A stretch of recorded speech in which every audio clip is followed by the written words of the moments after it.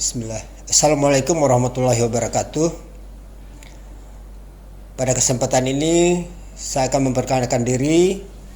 Nama saya Muhammad Jamil, SKPM Biomed, NIDN 0005 077007.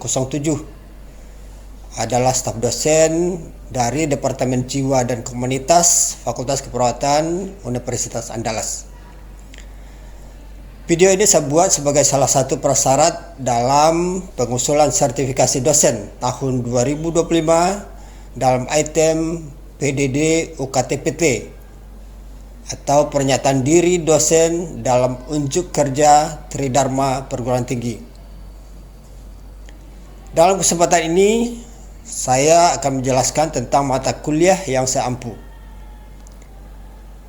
Di Fakultas Keperawatan Universitas Andalas, saat ini saya mengampu beberapa mata kuliah, yaitu di kelas S1 reguler, kelas S1 Intake D3 RPL atau Rekognisi Pembelajaran Lampau, dan juga program profesi nurse.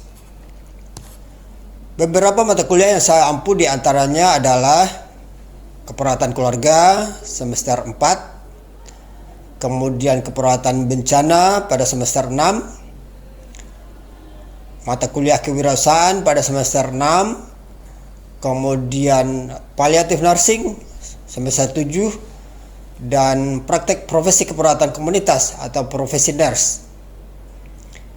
Pada saat ini saya diamanahkan menjadi koordinator pada mata kuliah keperawatan keluarga pada program S1 reguler, di mana mata kuliah keperawatan keluarga ini dan kode MK CAP 62113, program reguler S1 pada semester 4 dengan bobot 4 SKS yang terdiri dari 2 SKS teori, kemudian 1 SKS praktikum, dan 1 SKS preklinik. Adapun capaian pembelajaran mata kuliah ini akan mendukung atau berkontribusi pada capaian pembelajaran pada program studi, yaitu terdapat pada 2 CPL, yaitu sebagai berikut, yaitu pada CPL 6, di mana mahasiswa mampu mengelola asuhan keperawatan sebagai upaya peningkatan kualitas asuhan keperawatan dalam tatanan klinik maupun komunitas. Kemudian CPL kedua yaitu CPL 7, di mana mahasiswa mampu melaksanakan edukasi dengan keterampilan komunikasi, kemudian menggunakan berbagai bahasa dalam asuhan keperawatan dan informasi ilmiah. Berikut untuk pembelajarannya pada mata kuliah ini menggunakan metode case-based method yang mengacu pada pembelajaran berbasis luaran atau outcome based education. Kemudian sebagai strategi pembelajaran yang digunakan mengkombinasikan sedemikian rupa antara strategi synchronize dan unsynchronize guna mencapai capaian pembelajaran yang telah ditentukan secara optimal. Strategi yang dimaksud seperti live synchronous, kemudian virtual synchronous, kemudian self-directed asynchronous, dan kolaboratif asynchronous. Berikut pengalaman belajar mahasiswa, di mana mahasiswa mendapatkan pengalaman belajar melalui aktivitas individu dan juga aktivitas kelompok. Bentuk pembelajaran dapat berupa kuliah ceramah, kemudian diskusi kelompok, selanjutnya presentasi makalah, dan juga termasuk di dalamnya ada studi kasus, kemudian bermain peran, dan juga simulasi. Bismillahirrahmanirrahim. Assalamualaikum warahmatullahi wabarakatuh. Waalaikumsalam warahmatullahi wabarakatuh. Apa kabar mahasiswa semuanya? Alhamdulillah. Oke, baik ya. Pada siang ini kita akan melanjutkan kuliah praktikum kita berkaitan dengan mata kuliah keperawatan keluarga ya. Jadi pada hari ini adalah pertemuan ke-10. Kita akan mencoba membahas berkaitan dengan topik direct care ya. Jadi kalau kita melihat aspek direct care, tentu nanti kita akan bahas seperti apa sih direct care, apa yang akan kita lakukan dalam direct care, kemudian bagaimana kita melakukan direct care, dan juga apa hasil yang kita harapkan dari direct care tersebut ya. Itu hal yang nanti akan kita pelajari di dalam praktikum kita hari ini Ya, sebelum kita memulai untuk menjelaskan tentang aspek direct care, saya ingin tahu dari Anda ini apakah ada yang tahu tentang apa yang dimaksud dengan direct care? Mungkin Nora, silakan Nora. Pak, terima kasih Pak. Jadi direct care itu sendiri pemberian pelayanan secara langsung kepada pasien dan keluarga seperti pemberian edukasi dan juga seperti pemberian tindakan lain, Pak. Oke, baik ya, dari apa yang disampaikan Nora, kita memberikan tindakan langsung ya, kemudian juga kita memberi edukasi. Mungkin ada dari Sam, mungkin silakan Sam. Apa yang menurut Sam berkaitan dengan direct care tersebut? Menurutku sama Pak, direct care itu perawatan yang dilakukan perawat oleh keluarga yang interaksinya secara langsung, Pak, kurang lebih sama seperti yang Oke.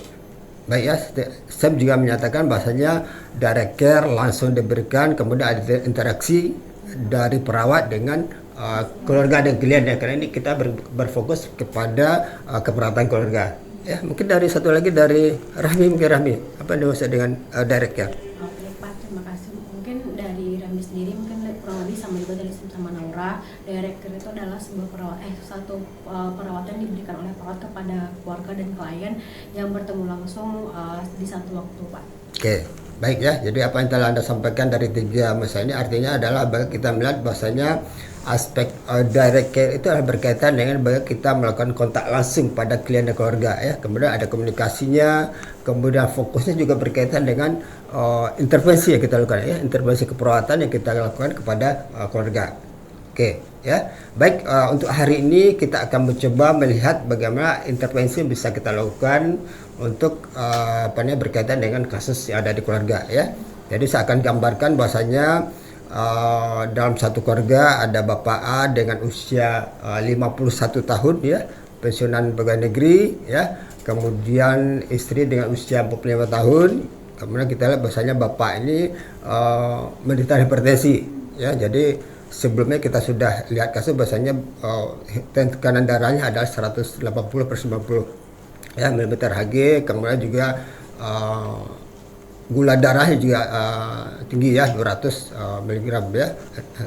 Artinya dalam aspek ini kita melihat bahasanya kasus ini berkaitan dengan adanya masalah hipertensi diabetes pada keluarganya ya. Jadi kalau kita bicara tentang kasus apalagi pada seorang yang akan menuju pada lansia, tentu akan ada masalah penyakit dengan komplikasi ya. Tidak hanya diabetes tapi juga ada hipertensi. Jadi pada kesempatan ini kalau kita bicara tentang bagaimana kita ingin mencoba untuk melakukan direct care pada kasus ini, tentu kita akan melihat banyak hal yang kita lakukan ya. Tentu pada aspek pertama adalah kita mencoba untuk kalau kita bicara keperawatan keluarga, tentu kita mengkaji ya. Jadi tentu tidak akan mungkin kita melakukan tindakan intervensi tanpa kita harus mendapatkan data kajian dulu. Artinya kita sudah mengetahui dari apa yang disampaikan dari kesehatannya, kemudian kita lakukan pengkajian ya, sehingga nanti betul-betul tindakan kita adalah kalau kita bicara tentang tujuan direct tentu untuk mengatasi masalah ya, sesuai dengan masalah yang ada dalam klien di dalam keluarga tersebut ya. Jadi pada hari ini dengan adanya kasus hipertensi itu ya, saya akan jelaskan bagaimana kita nanti akan mencoba untuk memberikan edukasi ya berkaitan dengan mengatasi salah satu masalah untuk hipertensi pada klien ini ya. Jadi pada tahap ini tentu kita sudah mendapatkan data sehingga nanti betul-betul masalah hipertensi itu kita bisa atasi dengan kita memberi edukasi berkaitan dengan aspek ini ya. Bisa dipahami itu ya berkaitan dengan aspek ini. Oke. Kemudian berkaitan dengan kalau kita bicara edukasi ya, edukasi pendidikan kesehatan pada keluarga, tentu ada hal yang kita bicara tentang Anda sudah belajar tentang bagaimana membuat SAP ya di dalam penyuluhan atau pendidikan kesehatan. Artinya nanti pada tahap edukasi tentu kita akan ada aspek pertama adalah kita ingin membuka ya kegiatan tersebut. Jadi dalam aspek ini kita akan menjelaskan apa sih tujuan yang akan kita capai dari edukasi tersebut ya. Kemudian pada aspek ini juga kita akan memberikan kontrak waktu misalnya ya. Apakah kita akan memberikan edukasi misal 10-15 menit, kemudian tujuannya apa ya, kemudian apa sih hasil yang kita harapkan dari edukasi tersebut. Sehingga nanti kalau kita bicara tentang edukasi tentu kita ingin merubah aspek knowledge-nya ya. Jadi pengetahuannya kita akan tingkatkan dari dia kurang tahu tentang hipertensi ya, kemudian dia akan menjadi lebih tahu ya, itu aspeknya. Kemudian pada fase kedua ya tentu kita akan pada tahap kita akan menjelaskan. Jadi kita akan jelaskan secara bertahap ya, nanti saya akan coba demonstrasikan bagaimana kita memberikan edukasi kepada keluarga ya. Jadi secara prinsip fokusnya adalah bagaimana nanti edukasi yang kita berikan pada tahap menjelaskan itu ada interaksinya ya. Jadi kita harus orientasi kepada keluarga dan klien sehingga kita akan merespon keluarga. Kemudian ya kita akan jelaskan secara step by step sehingga nanti keluarga betul-betul bisa memahami tentang berkaitan dengan penjelasan yang kita sampaikan ya. Kemudian pada ketiga adalah bagaimana kita mengakhiri edukasi. Tentu kita akan mencoba misalnya kita memberikan rangkuman ya, kemudian juga nanti kita akan memberikan berkaitan dengan evaluasi apakah dia bisa menjelaskan kembali secara sederhana apa yang dimaksud dengan berkaitan dengan masalah hipertensi tersebut, sehingga kita bisa memahami bahasanya akan ada perubahan knowledge ya, pengetahuan dari yang awalnya dia kurang banyak tahu tentang hipertensi kemudian akan menjadi lebih tahu tentang hipertensi ya. Itu poinnya, sehingga nanti betul-betul kita akan mencoba untuk melakukan simulasi ini sehingga nanti apa yang saya ajarkan nanti Anda akan bisa mencoba setelah ini. Oke ya? Ada lagi hal yang mau ditanyakan sebelum kita mencoba untuk demonstrasikan cara memberikan edukasi? Ada yang mau ditanyakan dari mahasiswa berkaitan dengan aspek kita akan menjelaskan tentang direct care, kemudian edukasi pada keluarga dengan masalah hipertensi dan diabetes? Ada? Masih? Silakan. Ada yang mau ditanyakan berkaitan dengan teknis pelaksanaan nanti? Leoni, ada Leoni? Cukup ya? Oke. Baik, saya akan mencoba untuk mendemonstrasikan bagaimana kita mencoba memberikan edukasi kepada klien dan keluarga berkaitan dengan masalah diabetes dan hipertensi. Oke ya, kita masuk pada bagian tersebut. Oke ya. Jadi kalau kita bicara tentang bagaimana kita memberi edukasi, tentu dia dalam berubah suatu keluarga ya bisa saja dia tidak punya ruang tamu ya. Jadi ada hal yang kita kondisikan sesuai dengan apa yang ada di dalam keluarga tersebut ya. Misal seperti ini ya, saya sudah bisa melihat bahasa ini layak untuk saya berikan edukasi dengan kondisi saya bisa duduk berhadapan dengan klien dan keluarga, artinya akan ada kontak langsung, ada komunikasi, kan itu prinsip tadi ya. Kemudian intervensinya adalah intervensi keperawatan. Saya memberikan edukasi adalah bagian daripada intervensi keperawatan. Oke, baik kita mulai ya. Oke, baik, kita simulasikan berkaitan dengan edukasi ini. Di depan saya adalah keluarga ya, nanti kita lihat kasus keluarga Bapak A dengan usia 51 tahun, kemudian Ibu L dengan usia 45 tahun ya. Jadi kasusnya adalah Bapak A dengan masalah hipertensi Pak ya, kemudian juga dengan diabetes ya. Jadi dari apa yang kita kaji bahasanya memang Bapak A tidak teratur untuk pengobatan ke puskesmas, kemudian juga tidak rutin minum obat. Dia pernah datang kemudian tidak pernah ke puskesmas lagi. Begitu Pak ya? Ya. Oke, baik ya. Jadi berkaitan dengan hal ini, assalamualaikum Pak. Oke, ya. Baiklah Bapak A dan Ibu ya. Pada hari ini saya akan datang ke rumah Bapak dan Ibu untuk memberikan edukasi berkaitan dengan masalah hipertensi yang Bapak alami ya. Bagaimana kabarnya Bapak hari ini dan Ibu? Alhamdulillah sehat ya. Oke, baik. Kemudian saya bertanya kepada Bapak, apa sih keluhan yang Bapak rasakan saat ini? Sering sakit di bagian leher Pak, terus pusing. Ya. Terus itu yang paling sering makan Pak. Apakah Bapak ada konsumsi obat pada saat ini, misalnya obat hipertensi? Nggak ada Pak. Nggak ada ya, jarang mengkonsumsi obat. Kemudian berkaitan dengan sekarang pola makannya masih juga tinggi garam atau banyak lemaknya Pak? Semuanya dimakan. Masih semuanya dimakan. Oke ya. Baik, artinya ada hal nanti kalau kita melihat SPD tentu tujuan saya untuk memberikan edukasi ini untuk memberikan pengetahuan kepada Bapak sehingga nanti betul-betul Bapak bisa meningkatkan pengetahuan berkaitan dengan masalah hipertensi ya. Jadi edukasi saya ini akan kita pakai waktu sekitar 10 sampai 15 menit. Setuju Pak ya? Ya. Oke ya, jadi baiklah untuk kegiatan ini kita akan mencoba menjelaskan berkaitan dengan hipertensi ini. Sebelum saya jelaskan tentang hipertensi, menurut Pak A kira-kira apa yang dimaksud dengan hipertensi itu Pak? Yang sejauh Bapak itu tentang bahasa hipertensi tersebut? Tekanan darahnya tinggi Pak. Ya oke. Biasanya itu 200, 180 ke atas. Ya, kalau menurut Ibu tahu tidak tentang hipertensi Bu? Ya, sama seperti Bapak. Jika tekanan darah itu melebihi 120/80. Oke. Kemudian misalnya kalau bapaknya lagi nyeri kepala ya, kaku kuduk misalnya. Biasanya Ibu El bantu apa terhadap Bapak ini? Apakah cara obatnya kah atau hanya pijit misalnya, kan pijit lehernya Bapak misalnya, tengkuknya Bapak? Biasanya ada beli obat di apotek, ada kadang dibeli, kadang nggak dimakan. Oke, baik ya. Jadi dari apa yang saya dapatkan info tadi adalah bahwasanya ada hal nanti saya akan menjelaskan berkaitan dengan masalah hipertensi, sehingga nanti Bapak dan Ibu akan tepat untuk mengatasi masalah yang berkaitan hipertensi. Oke, baik Bapak ya. Berkaitan dengan aspek ini tadi juga sudah Bapak sampaikan bahwasanya hipertensi itu adalah tekanan darah yang tinggi ya, lebih daripada 120, apalagi usia kita sudah di 51 tahun, artinya ada hal ya tadi peningkatan hipertensi ya, tekanan darah ya. Jadi kalau di sini kita bicara tentang kita melihat aspek hipertensi ya, tentu berkaitan dengan kalau kita bicara tadi tekanan darah yang tinggi ya, kita akan melihat ini ya. Jadi ini harus, kalau kita melihat pada konsep hipertensi, kita harus mencegah dengan penanganan yang tepat ya. Itu poinnya. Jadi kalau misalnya Bapak selama ini hanya menganggap itu penyakit biasa, walaupun tekanan darah sudah 180/90, artinya adalah dari apa yang disampaikan di edukasi ini ya, kita akan mencoba untuk memahami bahwa ini penting untuk Bapak Bapak tangani dengan sebaik dan tepat. Ya, itu poinnya, sehingga nanti kita akan melihat bahasanya dengan mengatasi masalah hipertensi itu Bapak tidak akan ada dampak yang lebih lanjut. Kira-kira Bapak tahu tidak, misal kalau hipertensi yang lama akan terjadi apa risiko beratnya? Nggak tahu Pak.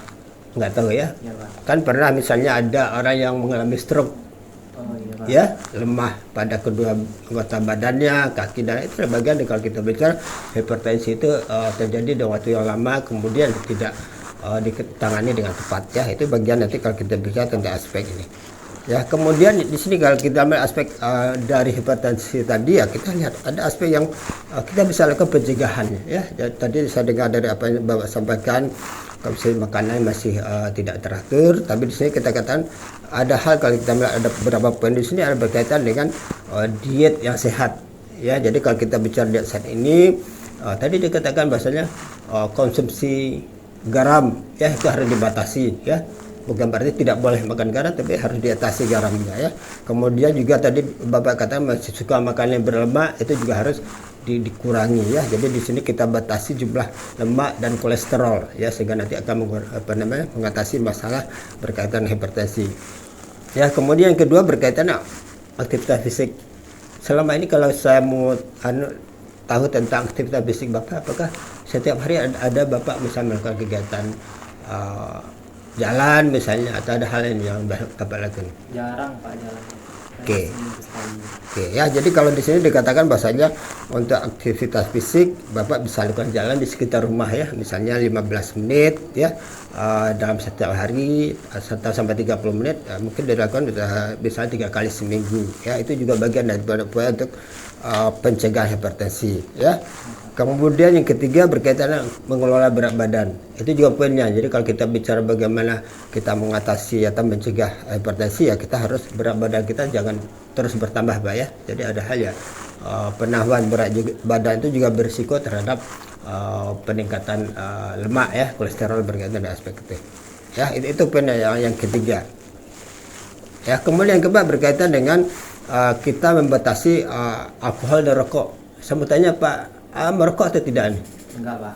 Enggak merokok ya. Jadi kalau misalnya aspek alkohol dan merokok itu juga bagian nanti akan meningkatkan masalah hipertensi. Itu juga hal yang harus kita batasi. Kemudian yang berikut adalah bagaimana kita mengolah stres.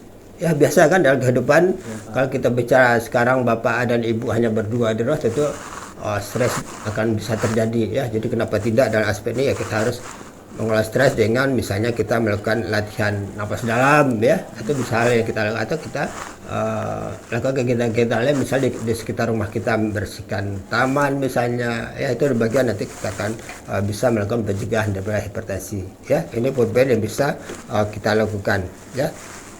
Kemudian berkaitan dengan bagaimana kita mengendalikan, tadi kita mencegah ya, Kira-kira kalau kita bicara kita ingin mendeteksi hipertensi, ada beberapa poin di sini. Yang pertama kita harus monitoring tekanan darah. Ya, tadi saya dengar Bapak jarang ke puskesmas ya.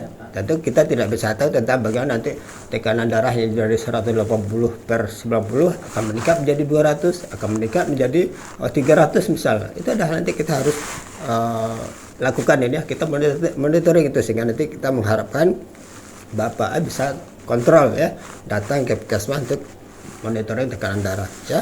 Kemudian yang kedua berkaitan dengan obat-obatan ya. Jadi kalau kita melihat tadi Ibu sudah katakan kalau Bapak nyeri kepala ya, kaku kuduk, hanya biasa belikan obat di warung terdekat ya. Artinya itu juga tidak tepat ya. Jadi kalau kita melihat aspek ini, obat-obatan itu ya harus kita lakukan pengobatan teratur di puskesmas atau di pelayanan kesehatan sehingga kita akan mendapatkan dosis yang tepat. Kemudian lama kita mengkonsumsi obat ya. Kemudian berikut misalnya konsumsi medis rutin, konsultasi ya. Jadi ada hal itu berkaitan dengan masalah-masalah hipertensi ya. Kita harus tanyakan dengan tim pelayanan kesehatan atau dokter ya. Jadi baru kita bisa melakukan penyelesaian pada penyakit kita berkaitan dengan hipertensi ya. Kemudian di sini juga dikatakan mengendalikan pada poin keempat adalah diet khusus hipertensi ya. Jadi kalau kita bicara diet khusus hipertensi adalah diet yang kaya akan kalium ya. Itu juga nanti akan meningkat bagian nanti aspek-aspek berkaitan dengan kemampuan kita untuk mengatasi masalah hipertensi. Itu juga bagian ya. Kemudian ada poin berikut di sini dikatakan poin kelima, hindari kebiasaan tidak sehat ya. Jadi batasi kafein. Kalau memang biasa Bapak suka minum kopi Pak ya. Ya, jadi kalau bisa kita suka minum kopi yang terlalu banyak, artinya kita kurangi itu ya. Itu juga akan dapat meningkatkan berkaitan dengan tekanan darah ya. Kemudian ada kiat hipertensi ya. Jadi kalau kita melihat aspek ini ada aspek yang sederhana ya. Jadi ada ABCD, jadi sehingga kita akan mudah mengingat bagaimana kiat kita untuk mengolah hipertensi. A itu adalah aktivitas dan olahraga ya. Kemudian B itu adalah berat badan yang ideal. Jadi A aktivitas olahraga, B berat badan yang ideal, kemudian C cek tekanan darah rutin ya. Itu juga aspek yang C. Kemudian D adalah diet sehat ya. Jadi kalau kita A tadi adalah aktivitas dan olahraga ya. B kemudian berat badan ideal, kemudian C cek tekanan darah rutin ya. Kemudian D adalah diet sehat ya. Jadi ini poinnya ya, berkaitan dengan kita untuk melihat kiat 4 kiat sederhana yang mudah kita ingat berkaitan dengan mengatasi masalah hipertensi ya. Dari apa yang saya jelaskan, apakah Bapak dan Ibu bisa mengerti tentang aspek ini? Atau ada hal yang mau Bapak Ibu tanyakan berkaitan dengan apa yang telah saya jelaskan? Silakan Pak. Sudah rasanya Pak. Oke, dah ya. Oke, baik. Jadi kalau memang sudah, saya kira cukup sampai di sini ya edukasi kita pada hari ini ya. Mudah-mudahan apa yang saya jelaskan tadi akan bisa menambah penguatan bagi Bapak dan Ibu berdua, sehingga nanti akan bisa merubah ya perilaku berkaitan dengan aspek bagaimana kita akan mengontrol penyakit hipertensi ya. Itu poinnya. Jadi mudah-mudahan dari apa yang saya sampaikan Bapak bisa memahami ya berkaitan apa ya. Oke, sebelum kita akhiri, saya mau tanya kepada Bapak dari apa yang saya sampaikan tadi, kan ada kiat 4 kiat sederhana ya, A, B, C, D ya. Kalau kita bicara A, kira-kira apa yang dimaksud dengan A itu? Itu aktivitas olahraga Pak. Ya. Jadi ada latihan fisik dalam seminggu tuh minimal 2 kali Pak. 2 sampai 3 kali ya dalam seminggu, artinya dalam durasi misalnya 15 sampai 30 menit ya. Itu ada hal yang bisa kita pahami. Kalau misalnya di rumah ada pekarangan yang kita bisa jalan di depan rumah secara rutin 3 kali, segera itu bisa kita lakukan ya. Kemudian kalau menurut Ibu yang B itu pasti Ibu Berat badan yang ideal Pak, karena berat badan kalau berlebih atau obesitas itu bisa menyebabkan faktor risiko hipertensi dan juga bisa menyebabkan kolesterol. Oke, ya. Jadi dari apa yang Ibu sampaikan tadi adalah bang kita ingin mencoba mengendalikan berat badan ideal ya. Jadi kalau kita sudah punya masalah hipertensi, misalnya juga ada komplikasi lain, misalnya diabetes, kenapa tidak kita harus mengatasi berat badan ideal ya, sehingga nanti betul-betul akan bisa menunjang untuk kesembuhan dari penyakit hipertensi kita ya. Secara basic itu yang akan kita bisa pahami dari aspek ini. Oke, baik. Sekarang ini bisa saya sampaikan dari edukasi ini. Kita sudah sampai dengan kontrak waktunya. Terima kasih atas perhatian Bapak dan Ibu. Saya ucapkan assalamualaikum warahmatullahi wabarakatuh. Waalaikumsalam. Oke.